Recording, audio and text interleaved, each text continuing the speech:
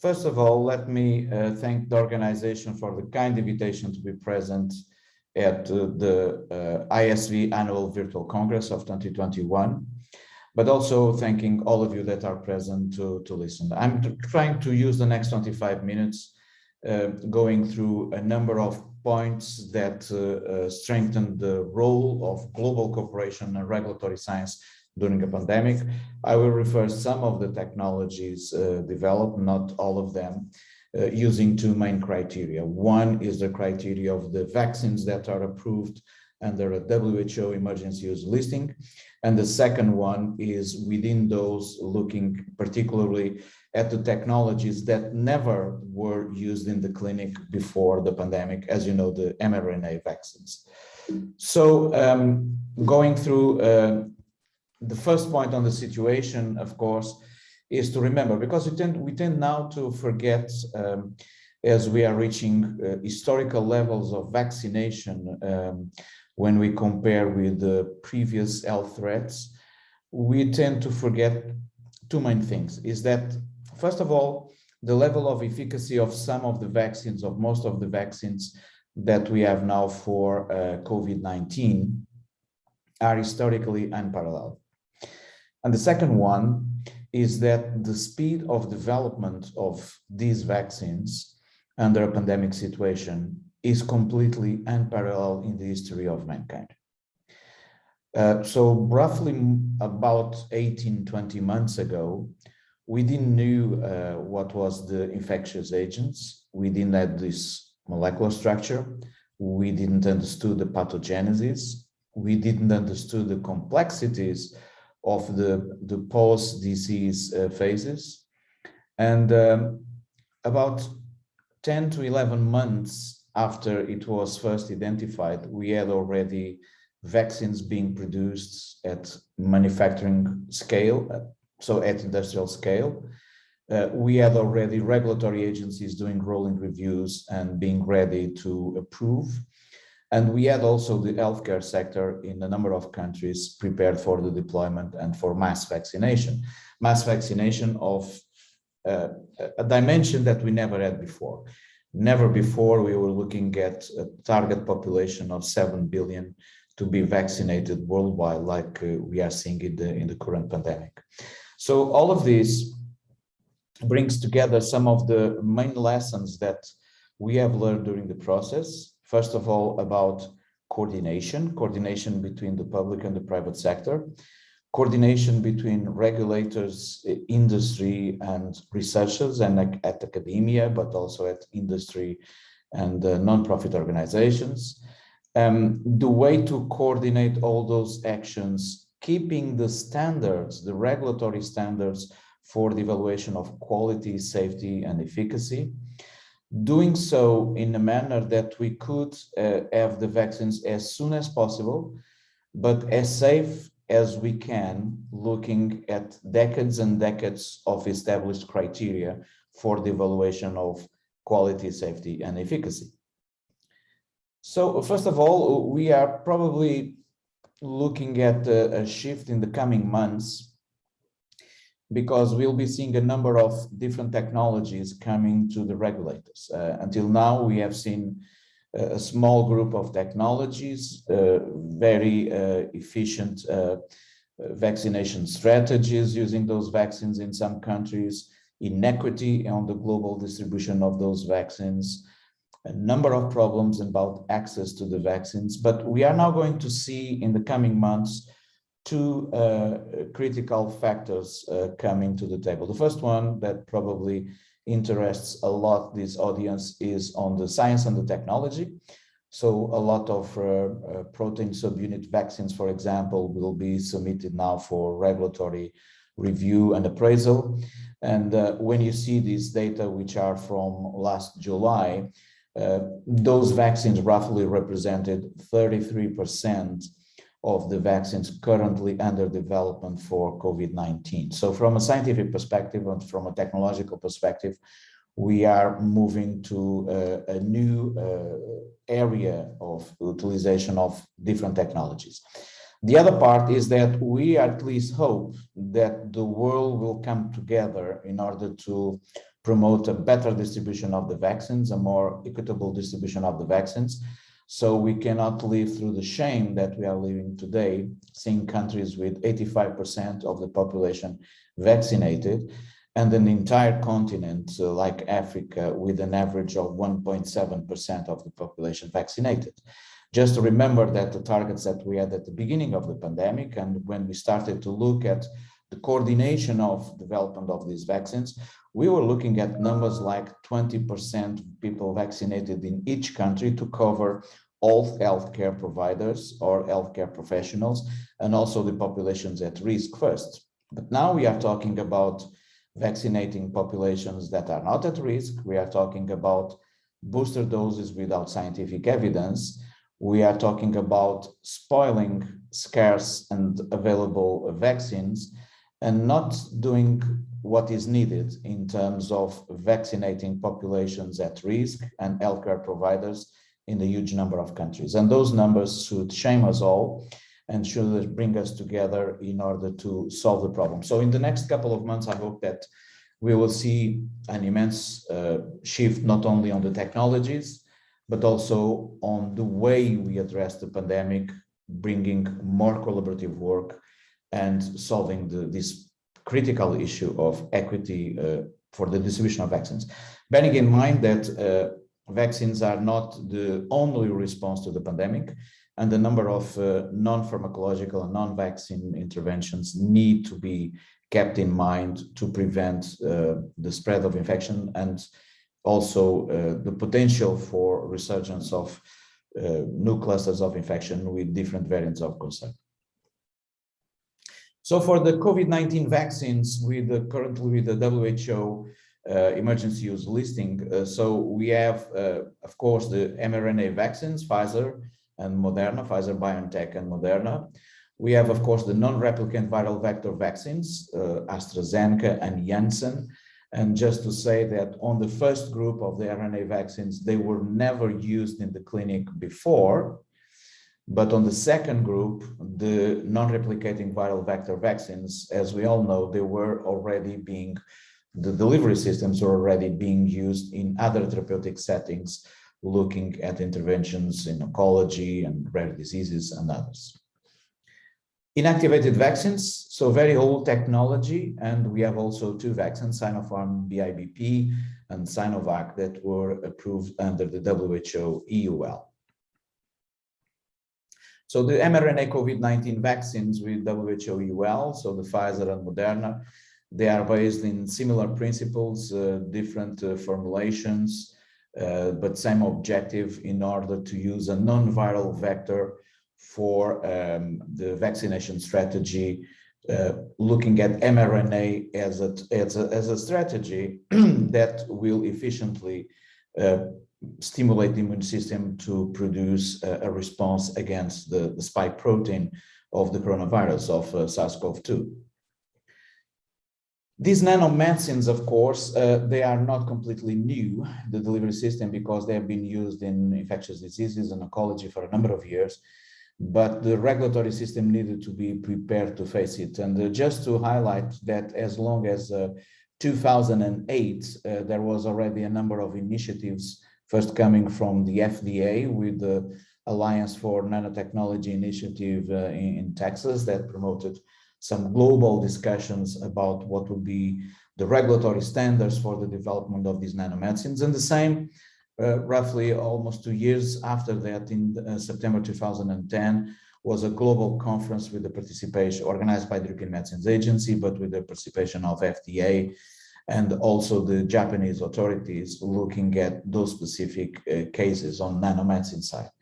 That gave rise, of course, to a number of regulatory guidance documents, not only in liposomes or even in lipoplexes that are used as carrier systems, but also in block copolymer micelles, in iron oxide nanoparticles, so a different string of materials and technologies on the nanomedicines that have been used. It's very important to refer this because when we are facing a pandemic, not everything happens in the same moment. And a lot of work had started on the regulatory system strengthening for global distribution more than 20 years ago, on the regulatory convergency with ICH and other platforms since the early 90s. But on nanomedicines, more than a decade ago, we had already started to converge the different regulatory authorities in similar questions, looking for answers, establishing guidance for the developers, and also looking at the problems that were arising for a number of these technologies. Key factors for design of these technologies, like on material science and formulation, but also different impact on toxicity and efficacy. Very important for the mRNA and nucleic acid delivery, the differences between in pharmacokinetics and in pharmacodynamics.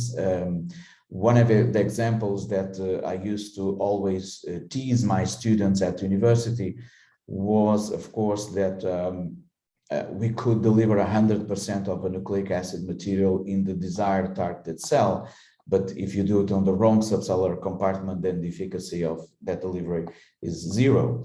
And this is one of the cases that it's not only a question of the biodistribution and the pharmacokinetics, but the pharmacodynamics, and I would say the intracellular pharmacokinetics for some of these delivery systems for all nucleic acids and specifically for mRNA in a very sensitive case. So a huge number of challenges that during the last 2-3 decades were addressed by different researchers on the regulatory system, the development of new carrier systems in oncology, in genetic diseases. So we had already some knowledge about how to establish the barriers, how to determine the barriers, how to establish the solutions, how to move ahead under a regulatory stringent environment, which is the environment by which we move from the lab to the clinic, through the industrial manufacturing processes, and to establish a product that is no longer a research tool, but a product on the market for clinical routine use. So nanomedicines and the discussion about an opportunity for quality design impacted also other discussions on the regulatory system. I'm not going to delve too much on that one, but it's important one day to come back to some of the impacts that were already generated on the way the regulatory system was addressing the science component of these particular technologies.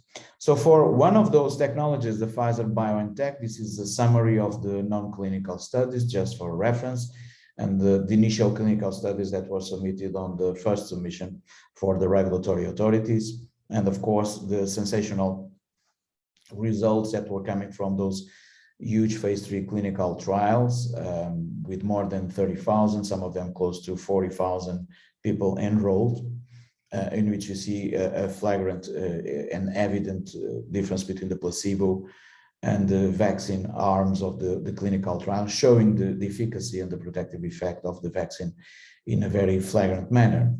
And of course, the same was done for the Moderna vaccine, another strategy, but using the same technology, looking at different issues that now are particularly important for the discussion, which deal with the binding antibodies or the neutralizing antibodies, and the question about what is the waning of immune protection when we look at neutralizing antibodies, but never forget that we have also a component of cellular immunity that is present in the activation of the immune system by these vaccines. So when we are today discussing about the evidence of protection after a certain period of time, the fact that in some studies we have a decrease on the neutralizing antibodies doesn't mean that we have a decrease on the protection for severe disease and death, which should be the two critical clinical endpoints to establish the efficacy of the targeted vaccine. So the phase 3 from Moderna, similar results as the ones we have seen before for Pfizer-BioNTech.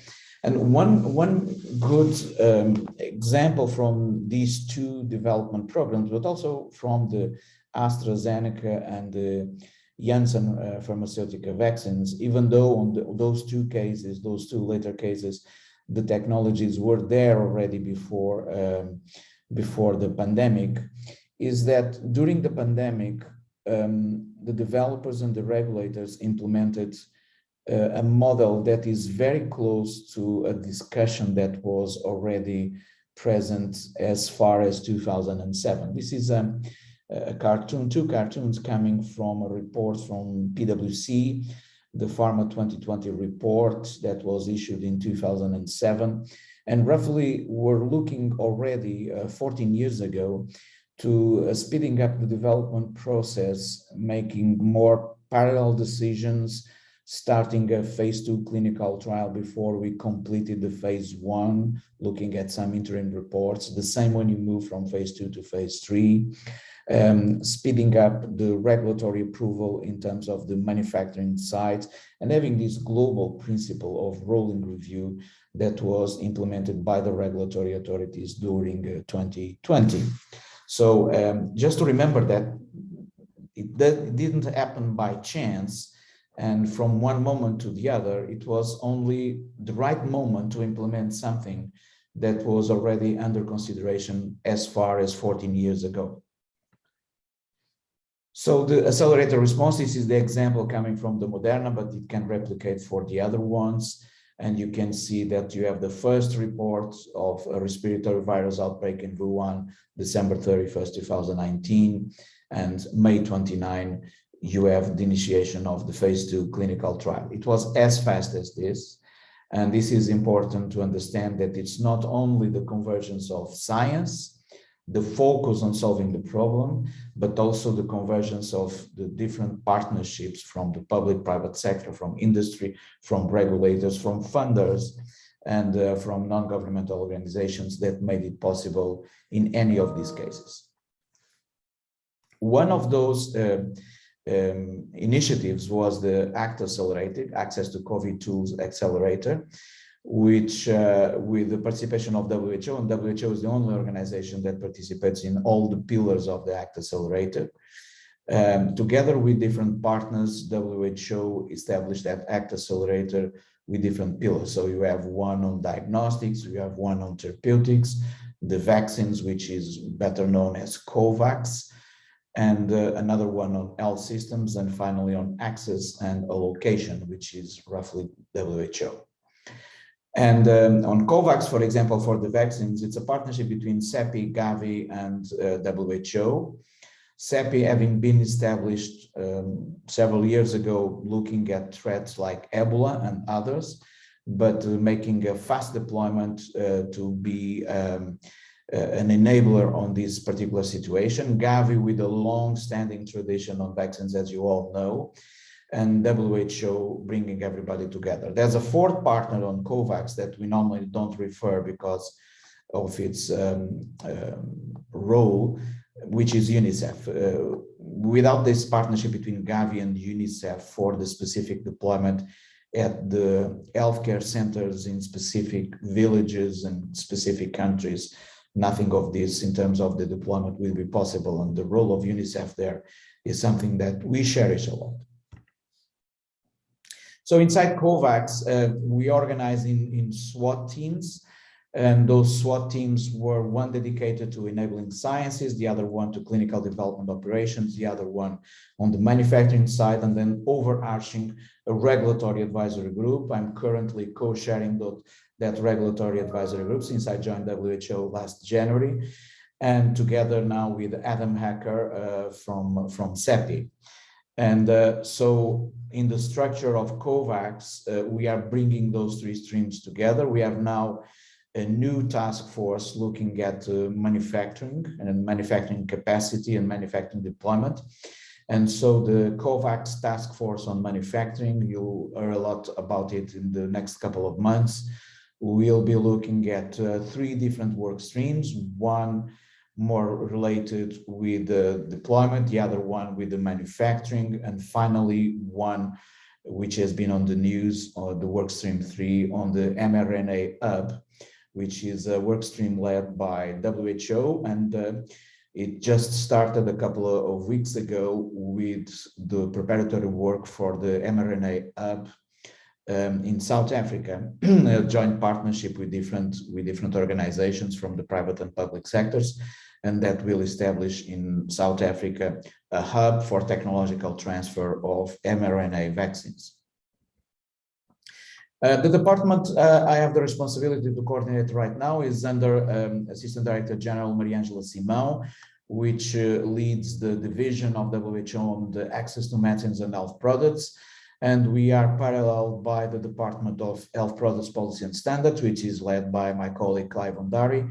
And I have a responsibility of coordinating the Department of Regulation and Pre-Qualification with three main units, one on pre-qualification and long-standing approval process for UN health products, including vaccines, regulation and safety, in which Petrodor was just now replaced by E.T. Silu as the head of unit. E.T. before joining WHO 4 years ago was the responsible for the regulatory authority in Tanzania, so someone that knows by heart more than a decade at the regulatory agency in Tanzania. He knows by heart the difficulties in terms of the strengthening of the regulatory systems in particular regions and areas. And also a third unit, local production assistant, directed by Jisoo Dong. And that specific unit is now growing under the umbrella of a resolution approved last May by the World Health Assembly on strengthening local production.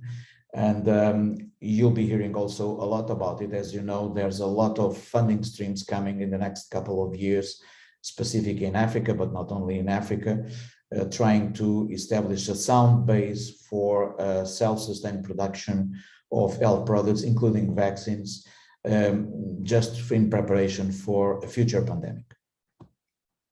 Our department inside the division has the mission to bring together these three streams: pre-qualification, local production and assistance, and also regulatory system and risk management once the products are on the market, for example, through the incident and substandard and falsified medicine stream, but also on the pharmacovigilance, also on the coordination of official labs, also on the inspection. So we have a number of streams of work in which 11 teams inside our department are every day coordinating the work with regulatory agencies in the 194 member states of WHO. One of the characteristics of our department in terms of interacting with the national regulatory authorities has been, during the last 20 years, a very strong collaboration with those regulatory systems, but particularly in the last 6 years, the implementation of a global benchmarking tool, the so-called GBT, that establishes, according to ISO 9004, a number of principles, these 4 levels of maturity of the regulatory systems. So no formal approach or reactive approach on ML1 and 2, and then functional authorities with either stable formal system approach or a continual improvement emphasized on ML3 and ML4, maturity level 3 and maturity level 4. So we have here a barrier where we consider a functional regulatory authority when it attains the ML3 level, which means that on the roughly 194 member states of WHO, we have 50 countries with regulatory authorities that we can consider functional, and 144 countries with some sort of regulatory structure that we don't consider at the level that is desired to operate. So we have been establishing, as I told you, during the last 20 years, and particularly the last 6 years, a number of principles, and using the principle of reliance and cooperation, regional networks between different regulatory authorities. I don't have the time to go in detail on that, but it's deployed globally. We have here some examples from Africa and from ASEAN, for example. But also at the global level, just to remember that ICH was something cherished by WHO and started the discussions around WHO initiatives in the later 80s, but also PICS, where we participate intensively, the Pharmaceutical Inspection Cooperation Scheme, and other very important initiatives, not only on medicines, but also on medical devices, and particularly very active during the pandemic, the ICMRA, the International Coalition for Medicines Regulatory Authorities, where WHO has a statute of observer because it's the member states that are the owners, but where more than 34 of the main regulatory authorities are already participating, and some regulatory authorities are now joining with with an associate status. WHO supports the national regulatory authorities or regional regulatory authorities through not only the benchmarking and capacity building, but also implementing the smart regulation level by the use of specific guidelines, WHO regulatory guidelines like the regulatory preparedness for provision of marketing authorization of human pandemic influenza vaccines in the past, but now also on COVID-19. Harmonization, convergence, and global and regional networks, the use of good regulatory practice and good reliance practice, and the guidelines that were discussed and approved in 2020-2021. And finally, the WHO Listed Authority Initiative or Framework, WLA, which was decided in 2020. We have the policy clarified, and we are until the end of the current month on the public consultation for the operational guidance document. It's more than 100 pages, but it's valuable for all of you to look at it. And if you have still an opinion to give us, please do that by the appropriate channels before the end of the month. Your opinion will be always considered as we move to the implementation of this framework. And this framework will be very important because it will be the one that will enable to have a distributed sound regulatory network worldwide, using those principles of reliance in order to have a global strong regulatory system before we can attain those 194 member states in a maturity level 3 at last for the regulatory authority. So we need to move in a coordinated manner as we have been preparing during the last 20 years, but now on the implementation phase, as I told you, on the last 6 years. Other characteristics of the work of WHO adopting this smart regulatory approach, of course, has been not only the strengthening regulatory systems to ML3, the principle of reliance, which is central to WHO's approach to the regulatory system strengthening. The reliance as a vital strategy in confronting the challenges posed by global regulatory environment, and the regulatory cooperation and reliance built on trust and confidence. And there's a huge number of working groups and committees where this is established permanently. And finally, a framework for designating regulators as WHO listed authorities, the WLA that are just referred, that will provide a transparent and evidence-based pathway to be globally recognized. So we will move into a situation where words like stringent regulatory authorities will stop to be used, and you will have only one benchmarking, which will be, is the regulatory authority WHO listed authority or not? And that will be the defining line in terms of the maturity of the regulatory authorities and the use of a reliance network in global terms. Recent initiatives, both at ICMRA and COVAX, with a number of statements. I'm just going to, for the sake of time, just try to move to conclusion. Probably the most important moment that we had during the year of 2021 was when roughly after 2 weeks after we approved AstraZeneca, which was the first COVAX vaccine to have emergency use listed, so the first one that had a contract with COVAX and that was prepared to be deployed almost immediately after approval. We had, of course, to solve the regulatory issues in terms of national approval in more than 100 countries. We did it in less than 15 days. I have to say that I'm proud of my team to have been able to pass that huge barrier. And that materialized on those planes touching the ground in Accra, in Ghana, deploying the first vaccines for Africa, almost 15 days after we had approved the AstraZeneca vaccine, in this case produced by SII in India. As you know, the major problem we have now is the inequity on the distribution of these vaccines worldwide. Current global priorities for the regulators, so the post-approval changes, a number of issues on real-world scenarios, the studies of effectiveness, ineffectiveness, the problems that we are facing with the clinical trials in a situation where in some countries we have most of the population already vaccinated, but don't forget this is not the case worldwide. So we still consider that the gold standard for phase 3 clinical trials is to have a clinical trial with a placebo-controlled arm, but we do recognize that in the future that might not be the case, and a number of discussions are underway in terms of what would be the reference. Immunobridging studies might be one of the solutions, probably not the final solution, as we need to bear in mind that we have to deal not only with the level of neutralizing antibodies, but also with the cellular immunity. And we don't have at the right moment, at the present moment, we don't have the right, I would say, biomarker to be used to replace that placebo-controlled arm as we speak. But as I told you, this is an evolving ground, and we'll be always discussing the evidence and the facts behind the scientific evidence coming from the clinical research and also from the epidemiological data that we are, of course, surveying every moment. A question of major concern for us, of course, is also the variants of concern, and WHO established a framework with two main expert committees, one on virus evolution and the other one on vaccine composition, and we are monitoring the situation as we speak.